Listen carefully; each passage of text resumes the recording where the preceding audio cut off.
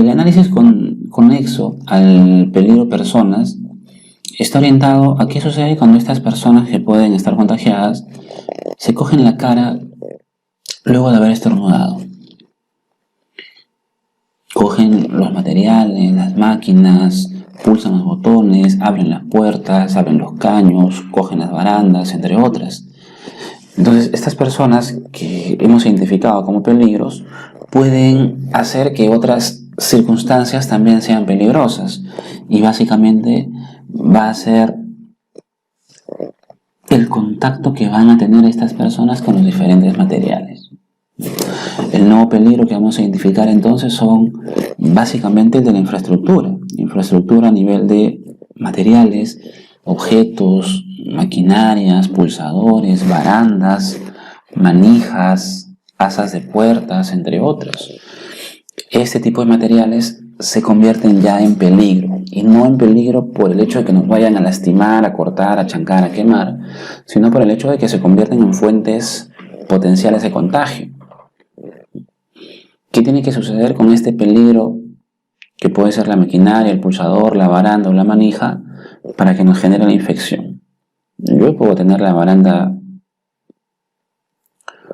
siempre perenne o constante conmigo, pero si es que no entro en contacto con la baranda, no se genera el contagio.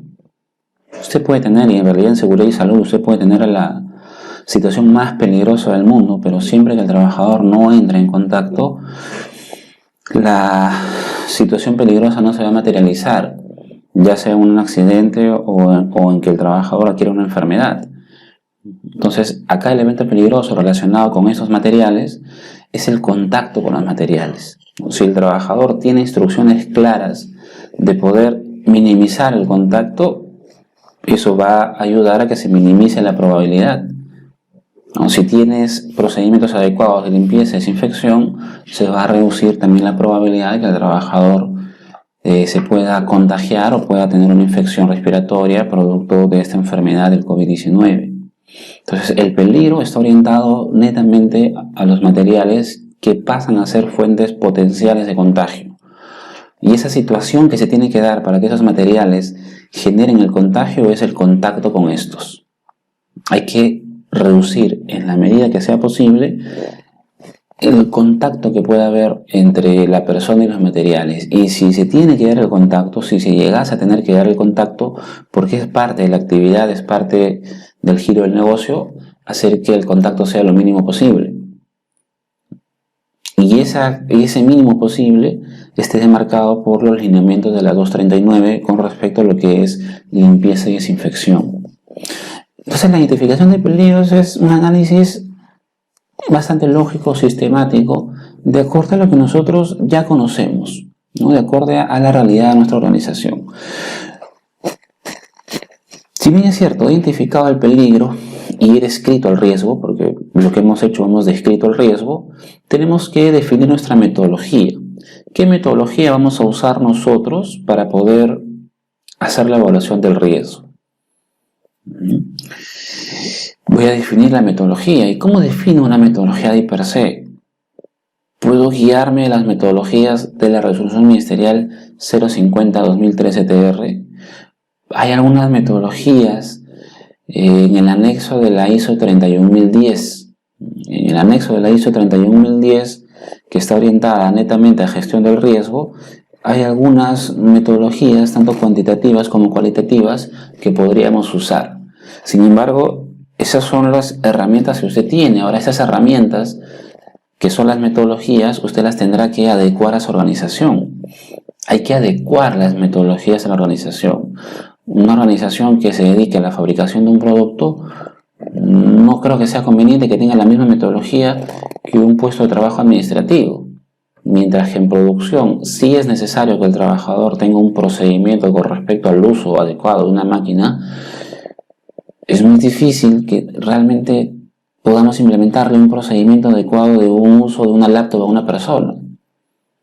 Que lo podemos hacer, pero más que un procedimiento específico como sí lo tenemos en producción, quizás sean algunas recomendaciones, pero no necesariamente tendré que incluir ese factor de procedimientos dentro de mi evaluación como si fuera un índice más que adiciona riesgo al índice de probabilidad. Entonces, las metodologías sí per se, si bien es cierto, hay metodologías ya establecidas, metodologías ya conocidas, usted define la metodología de acuerdo a la característica de su empresa, de acuerdo a que si hace servicios, hace productos, y también es un factor importante, por ejemplo, la cantidad de trabajadores que usted tenga. La cantidad de trabajadores que usted tenga también va a ser un factor importante a considerar para efectos de poder nosotros definir la metodología que vamos a usar. Nosotros ya hemos trabajado una metodología en la sesión anterior en la cual hemos indicado que el riesgo es la probabilidad por severidad y definimos al nivel de riesgo como el índice de probabilidad por el índice de severidad. Si usted quiere reducir el nivel de riesgo, si quiere bajar el riesgo, depende de estos dos factores, la probabilidad y la severidad. La severidad la podemos bajar. Imposible. Para este agente biológico al menos no. Porque el hecho de que el trabajador se contagie, la severidad del daño ya es un tema netamente personal en el trabajador. Porque habrán trabajadores que sí son considerados trabajadores de factor de riesgo o trabajadores que sean mucho más sensibles al agente biológico. Hoy en día ya no fallecen personas solamente adultas, personas de más de 50, 60 años. Hoy tenemos personas de 30, 35, 40 años que se están muriendo, porque son mucho más sensibles a la afectación de este agente biológico. Y lamentablemente no lo sabemos hasta que nuestro cuerpo reacciona. Todos esperamos obviamente que en caso nos podamos infectar, el cuerpo reaccione de la mejor forma, nuestro sistema inmunológico pueda combatir al virus. Pero si esto no se llega a dar, lo que se genera pues es un daño a la persona que puede ir desde un malestar, una tos o puede irse pues hasta una neumonía y nos puede causar la muerte. Entonces la severidad va a ser un índice que no lo vamos a poder reducir. Donde sí podemos trabajar es en la probabilidad. Y tenemos que recordar qué es lo que busca medir el índice de probabilidad. El índice de probabilidad lo que busca es analizar las circunstancias que pueden hacer que el trabajador se encuentre en una situación que le haga daño. ¿Qué circunstancias se dan para que el trabajador sufra el daño? Una circunstancia puede ser la capacitación, por supuesto. Si el trabajador no está capacitado, es un trabajador que por desconocimiento va a empezar a acercarse a otra persona. Van a conversar juntos, van a almorzar pegados. Es un trabajador que al tema de limpieza y desinfección pues le va y le viene, ¿no? Porque el trabajador no tiene el conocimiento que a través de la limpieza y desinfección se puede hacer que la superficie sea una superficie en la cual no haya propagación del virus. Pero hay que darle conocimiento al trabajador. Entonces el conocimiento, la capacitación, es un factor que lo analizamos dentro de la probabilidad. El tiempo de exposición puede hacer que la probabilidad aumente, por supuesto. Imagínense los trabajadores que laboran en los bancos. Están constantemente atendiendo al público y pueden atender al día alrededor de 400 personas. 400 personas que entraron, cogieron el lapicero, se cogieron de las barandas, se apoyaron en el estante, conversaron contigo, de repente hasta estornudaron dentro de las instalaciones. Entonces, la exposición también es otro factor que hay que analizar. Entonces, nosotros hemos definido el índice de probabilidad y el índice de severidad. El índice de probabilidad como la probabilidad de ocurrencia de un accidente o enfermedad. ¿Qué tan probable es que se ocurra? ¿Qué tan probable es que pueda suceder? Y la severidad como las consecuencias que nos pueda generar el accidente o enfermedad. Por eso decimos que no podemos minimizar las consecuencias de lo que podría ser un contagio. Eso ya se podría manejar a nivel médico de repente con algún tratamiento que por ahí me parece que ya se está determinando un tratamiento a nivel mundial, pero todavía hay un largo camino por recorrer. Ahora, para determinar el índice de probabilidad se tiene en consideración los siguientes índices. El primer índice es el índice de personas expuestas, el índice de procedimientos existentes, el índice de capacitación y el índice de exposición al riesgo. Estos 4 índices pueden variar. Puede quitar algunos, puede quitar algunos. Por ejemplo, en labores administrativas, los procedimientos existentes es un índice que no conviene tenerlo. No tiene sentido tener un procedimiento existente para labores administrativas en la cual la persona llega, se sienta, enciende su computador y está trabajando frente a su computadora todo el día. No es conveniente tener un procedimiento, no te genera más valor. Por ahí que de repente sí va a ser conveniente tener un estándar de trabajo en oficinas, en temas ergonómicos, pero un procedimiento específico, quizás no. Hay empresas, por ejemplo, y ahora le voy a mostrar un IPRC de una organización, en las cuales, por ejemplo, ellos manejan su valorización de probabilidad del 1 al 5. Si usted recuerda, nosotros trabajamos el índice de probabilidad del 1 al 3. Y nosotros dentro de nuestro índice de probabilidad manejábamos, ¿no? 1 de 1 a 3 personas, 2 de 4 a 12 y 3 más de 12. Pero ¿qué pasa cuando las empresas tienen un gran volumen de trabajadores? Nuestra organización, por ejemplo, maneja más de 5.000 trabajadores. Trabajar con índices de probabilidad del 1 al 3 es muy corto, queda muy pequeño el rango. Entonces se ven en la obligación de trabajar con mayores rangos. Entonces hacen la valorización de la probabilidad de 1 al 5, trabajan 4 índices, pero fíjese que esta labor que van a hacer no incluye el índice de procedimientos, por ejemplo. No incluye el índice de procedimientos.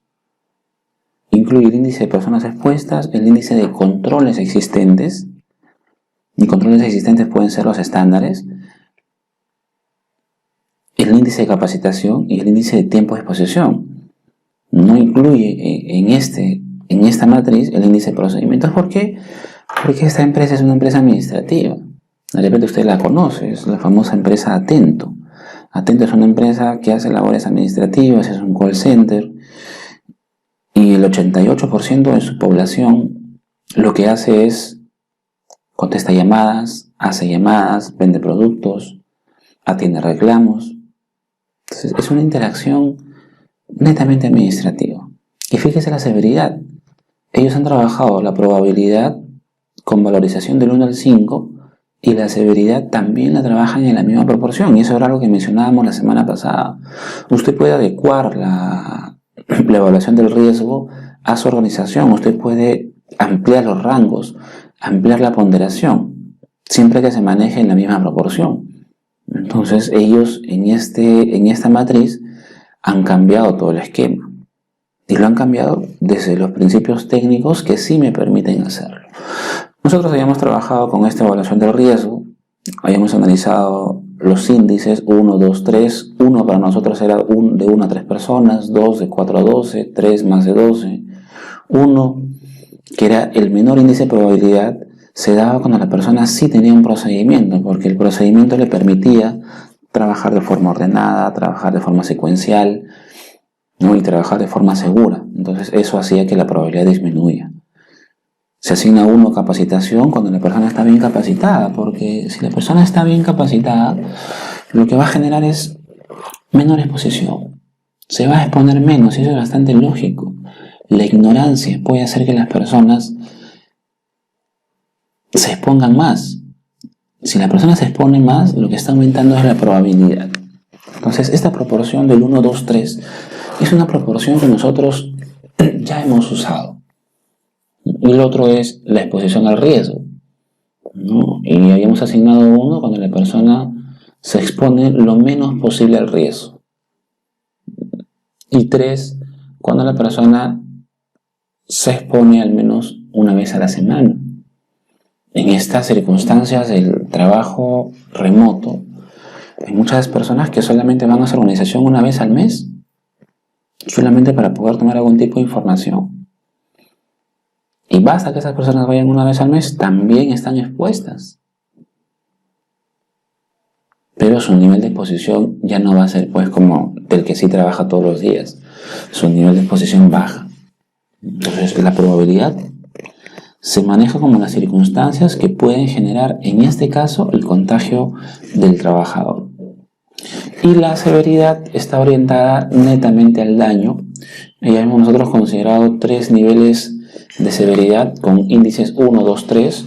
Las consecuencias van desde una incomodidad, un discomfort, hasta el daño irreversible a la salud, ¿no?, que puede ocasionar hasta la muerte del trabajador.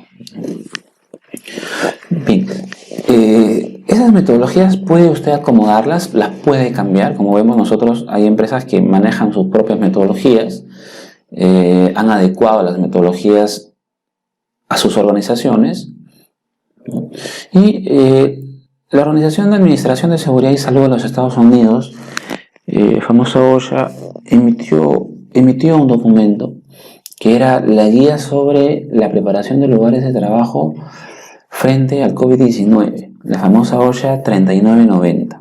Esta OSHA 3990 habla sobre las exposiciones de las personas, ¿no? Y las clasifica como baja exposición, media exposición, alta exposición y muy alta exposición. Esta pirámide de exposición la tiene descrita la resolución ministerial 239. Si usted recuerda, en estos lineamientos de exposición para trabajadores al COVID se clasifica las labores de la persona de acuerdo al nivel de riesgo de exposición. Y ese nivel de riesgo de exposición sigue las mismas indicaciones de OSHA 3990. ¿Y qué podemos hacer con nuestra metodología para poder adecuar este estándar internacional de OSHA 3990 a nuestra tabla de probabilidad? Esta pirámide de OSHA 3990 nos habla sobre la exposición, y nosotros dentro de nuestra valoración tenemos una columna que es la exposición al riesgo.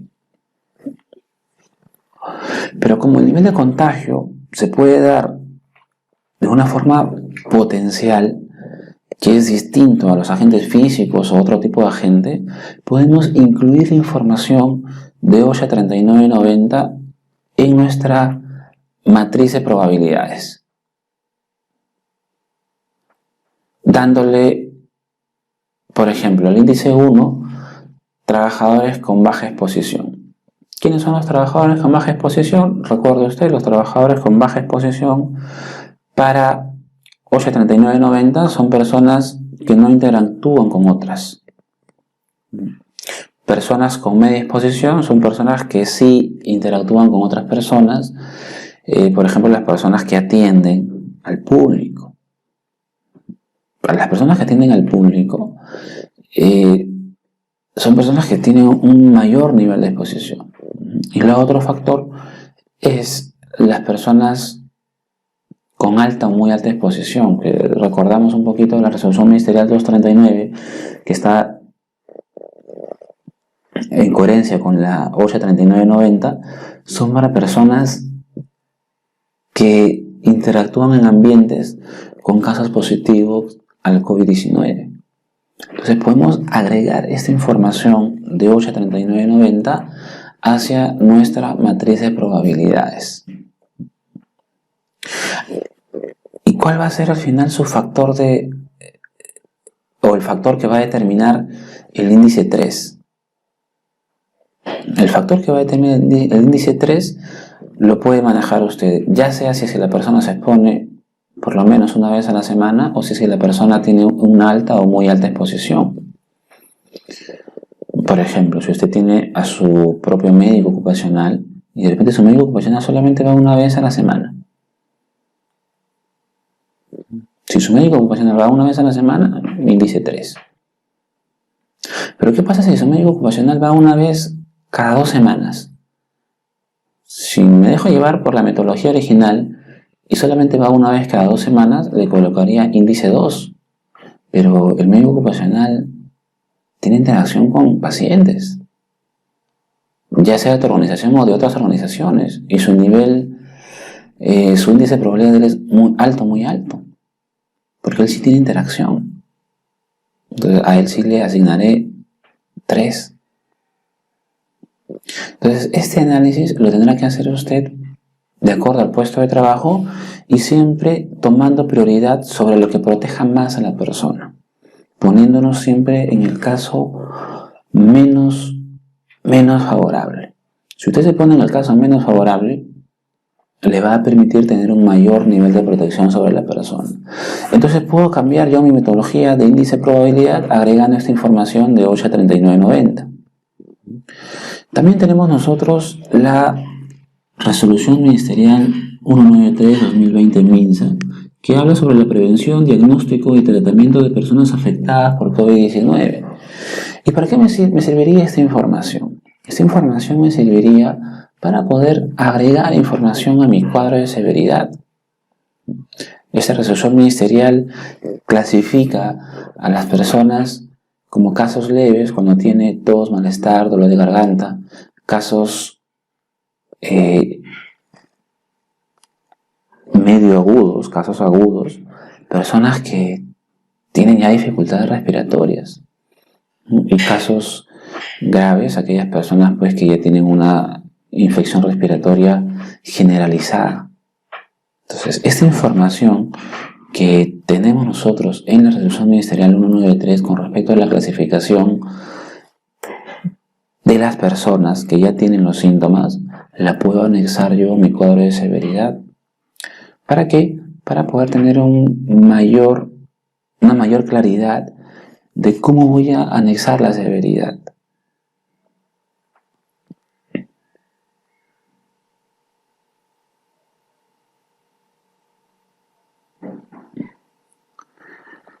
Producto del análisis de la probabilidad y severidad, vamos a tener nosotros nuestra tabla de nivel de riesgo, y la tabla de nivel de riesgo tiene pues la interpretación de cada uno de los valores.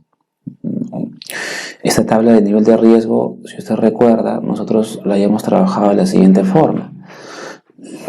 Entonces analizamos nosotros ahora sí el nivel de riesgo desde un punto de vista netamente y analítico, y en este análisis de evaluación tenemos probabilidad, personas expuestas, procedimientos existentes, capacitación, exposición al riesgo. Personas expuestas, depende del puesto de trabajo. Si en ese puesto de trabajo solo hay una sola persona, bueno, está dentro del menor rango, entonces le podré asignar 1. Si ese puesto de trabajo tiene procedimientos, tendremos que analizar si ese procedimiento incluye procedimientos de protección de la persona con respecto al agente biológico. O sea, no el hecho de que la persona tenga un procedimiento, de frente le voy a asignar de repente 1, 2 o 3. Tendré que analizar si ese procedimiento realmente incluye un proceso para poder hacer la prevención de contagio. Y si no lo tiene, tendré que incluirlo. Entiendo que las personas que están regresando a trabajar todavía no tienen un procedimiento claro con respecto a la operación de sus diferentes procesos y o máquinas con respecto a la exposición a este agente biológico. Entonces, si la persona tiene un procedimiento pero no tiene la orientación de protección del agente, seguiremos considerando 3. Tendremos que preguntarnos si las personas han sido capacitadas con respecto a este contagio del agente biológico y la exposición al riesgo. Si la persona trabaja todos los días, su exposición es alta. Y el índice de probabilidad lo calculábamos como la suma de estos factores de probabilidad, ¿no? Personas expuestas 1, procedimientos existentes 3, capacitación 3, exposición al riesgo 3, y el índice de probabilidad nos da un valor de 10. La severidad también, siempre en el peor de los casos. Si la persona llega a contagiar, si es que la persona llega a contagiar, tendríamos una severidad de 3. Multiplicamos el índice de probabilidad por el índice de severidad y eso nos da un valor de 30, que vendría a ser nuestro nivel de riesgo.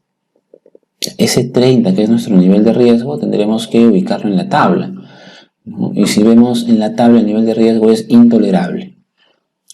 que para la definición de esta metodología, intolerable significa que no se debe comenzar ni continuar el trabajo hasta que no se haya reducido el riesgo. Si no es posible reducir el riesgo, debe prohibirse el trabajo.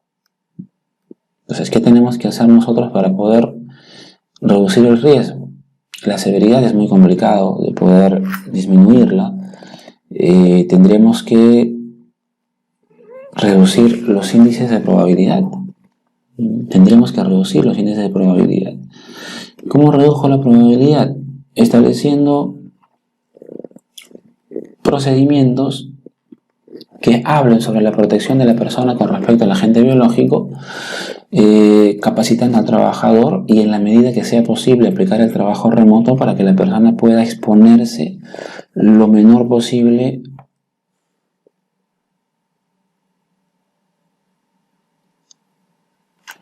Entonces vamos a aplicar nuestros controles. Y los controles están orientados o van a estar orientados netamente a la jerarquía de controles, ¿no? Eliminar, sustituir, control de ingeniería, control administrativo y en caso no se pueda aplicar ninguno de estos controles, aplicar el control del equipo de protección personal. Hemos mencionado que el control orientado al eliminar, sustituir para este agente biológico no es posible, por lo que podríamos aplicar a un control de ingeniería, control administrativo y control de PP. Esos controles no pueden ser genéricos, estos controles ya son muy específicos al puesto de trabajo. Control de ingeniería, rediseño del puesto de trabajo. El control de ingeniería, aumentar el flujo de ventilación en el entorno. Control administrativo, minimizar el contacto de las personas al ingreso de trabajo, en el trabajo, a la salida. ¿Cómo minimizamos el contacto? De repente que no todos ingresen por la misma puerta, que haya diferentes puertas de acceso, que no todos ingresen a la misma vez, que no todos salgan a la misma vez. Y el control administrativo que ya han implementado las empresas son los lineamientos de vigilancia a la exposición de trabajadores a COVID-19, lo que establece la resolución ministerial 239. Esos 7 lineamientos que ya establece la resolución ministerial 239 son nuestros controles. Son nuestros controles principales. Ya si usted quiere aplicar más controles, los puede hacer, pero dependerá también de los recursos económicos que tenga su organización. Y el último control es el control del EPP, el cual no es opcional, es una obligación que todos utilicemos mascarillas. Entonces, hacemos nuestro rediseño de puestos de trabajo de tal manera que haya la menor exposición del trabajador. Hacemos redistribución de las zonas administrativas. Si es que tengo puestos de trabajo administrativos, que se respete la distancia, que haya una ventilación adecuada. Y se está introduciendo, hay empresas que están colocando ventanas por todos lados para poder generar el flujo de aire necesario para poder reducir el nivel de riesgo de contagio. Si los trabajadores tienen que transportarse a través de unidades de la empresa, también establecer protocolos necesarios para que se pueda respetar esta distancia necesaria entre dos personas. Y el IPRC también tiene que tener en la parte de los controles la sensibilización, la capacitación de los trabajadores. Estos lineamientos ya están señalados en la resolución ministerial 239. Al estar señalados en la resolución ministerial 239, hay que jalar esos lineamientos a nuestra matriz IPRC. Son los primeros controles que debemos aplicar, que ya son controles demarcados por el Estado. Si sobre esos controles usted quiere aplicar más controles, lo puede hacer sin ningún problema. Pero tendremos que ver, como repito nuevamente, los recursos de la organización. ¿Habrán otros peligros? Van a generarse otros peligros. Estos peligros son como consecuencia de la acción de tus lineamientos. Por ejemplo, hay un lineamiento que habla sobre la limpieza y desinfección. ¿Y con qué usted va a hacer la desinfección? Utilizando productos químicos, como cuáles, las lejías, el amoníaco. Son productos químicos que nosotros vamos a usar en la limpieza. Hay que también hacer el análisis de estos productos químicos, ¿no? Por ejemplo, si el trabajador usa lejía, ¿cuál es el evento peligroso? La inhalación, el contacto dérmico, esa situación peligrosa puede generarme el daño de intoxicación, irritación o quemaduras. Lo mismo puede suceder con el amoníaco. Entonces hay que tener bastante cuidado con los procesos de limpieza y desinfección que nosotros vayamos a utilizar. Y tener también principal cuidado de recurrir siempre a documentos técnicos. No dejar que el personal de limpieza haga mezclas sin tener conocimiento. Prohibir tajantemente cualquier tipo de mezclas, porque la mezcla de productos químicos nos va a generar pues nuevos peligros. Hay que tener bastante cuidado. Una guía que ya tenemos nosotros es la guía para la limpieza y desinfección de manos y superficies, que la hemos introducido seguramente a los protocolos de los lineamientos de la 239. Entonces hay que tener bastante cuidado. Hay otros peligros asociados también, porque el hecho de que usted, por ejemplo, ¿no?, haga el rediseño de los puestos de trabajo, ¿qué va a generar en los trabajadores? Puede ser que algunos ahora solo trabajen de pie, otros solamente trabajen sentados, etc. O trabajadores que ya no quieran utilizar las ayudas mecánicas y quieran hacer la carga o el levantamiento por sí solos, porque así obviamente pues hay menor exposición. Entonces hay otros peligros asociados que también tenemos que analizar, como son los factores de riesgo disergonómico. Trabajadores que laboran sentados, por ejemplo, ¿no? El trabajo prolongado en una silla es un factor que va a incrementar el riesgo de daño a la persona, un daño que va a ser un daño lumbar, adormecimiento de piernas, entre otros. Hay que ver también los agentes físicos. Podrá usted tener seguramente insuficiencia de iluminación. Imagínese que usted aplique este tipo de controles en los cuales se ha rediseñado el puesto de trabajo, se ha colocado diferentes tipos de aislamiento al trabajador. Eso va a reducir significativamente los niveles de iluminación. Entonces evite usted controlar un agente y producir al final otros agentes, como puede ser el de la insuficiencia de iluminación. Si el trabajador se sobreexpone a un ambiente que no está bien iluminado, no genera el daño de los trastornos oculares. Entonces todos estos parámetros también son importantes que usted los vaya a analizar. No puedo colocar, me gustaría colocar más y más y más, pero eso es general. Tendrá que usted que analizar sus propios peligros dentro de su organización, pero no solamente centrarse en el agente biológico, sino en las consecuencias que está trayendo ese agente biológico. Y unos son los productos de uso químicos, otros son los factores de riesgo disergonómico, otros pueden ser los agentes físicos que se van a generar y seguramente por defecto los factores de riesgo psicosociales. Los factores de riesgo psicosociales también van a ser un peligro porque generan situaciones peligrosas como que el trabajador está constantemente pensando, la famosa doble presencia. Su cuerpo físico está en el puesto de trabajo, pero su mente está en sus temas, en su familia, en si es que va a continuar en el trabajo, en si lo van a despedir, en si es que de repente ya la siguiente semana le van a hacer una nueva prueba. Y preocupado porque de repente fue al mercado constantemente y tiene miedo de salir positivo, y si sale positivo pueda tener esa inseguridad de que lo puedan retirar del trabajo. Y el daño obviamente pues es la fatiga mental del trabajador, la fatiga mental, y esa fatiga mental puede ser contraproducente para nuestros sistemas de producción. Hay que evaluarlo. Para eso existe un monitoreo especial, que es el monitoreo de factores de riesgo psicosocial. Entonces, con esto, más allá de hablar de todos los peligros que se puedan originar, básicamente tiene la orientación de que usted tiene que analizar el marco legal que tenemos orientado al COVID-19, como lo hemos estado realizando, y tiene que definir su metodología. La metodología de evaluación del riesgo tiene que cambiar.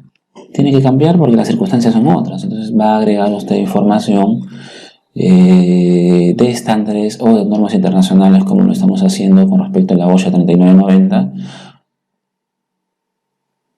y en este caso, para la severidad, hemos agregado información referencial de la resolución ministerial 193. En base a la metodología que usted vaya a aplicar, empieza a analizar la probabilidad, la severidad, calcula el nivel de riesgo, ¿no? E implementa los controles con respecto a los peligros que usted ha identificado. Ahora, estos controles, tanto de ingeniería como controles administrativos y IPP, también están recomendados en OSHA 3990, por si acaso, ¿no? Entonces, es importante que usted revise OSHA 3990. Vamos a colocar que va a ser una necesidad. Es un texto bastante pequeño, no es un texto amplio. Entonces, para nuestra evaluación vamos a incluir nosotros a OSHA 3990. Vamos a incluir a OSHA 3990. Entonces, la evaluación del día domingo, que se toma por la noche, incluye un poco lo que hemos conversado, que es un poco, hemos ahondado un poco más con respecto a la matriz IPRC, pero sí va a incluir a este documento. Ya les voy a colocar el link para que todos lo puedan tener, y con lo que nosotros habíamos conversado, más lo que señale OSHA 3990, va a ser su evaluación con respecto a este tema de IPRC en el contexto del COVID-19. Este seminario tiene un certificado especial que ya es creo que conocido por ustedes, estaba dentro de la programación. El certificado tiene un costo de inversión de 25 soles por persona, pero seguramente les van a hacer algunos descuentos si es que adquieren el certificado de forma grupal. Eso ya es un tema que ustedes tendrán que evaluar. Es una recomendación, sí. Quizás personalmente no debería ser bueno que las empresas soliciten, ¿no? Que digan, oye, pero ¿sabes hacer IPRC con COVID? No, porque se supone que el IPRC es un solo concepto.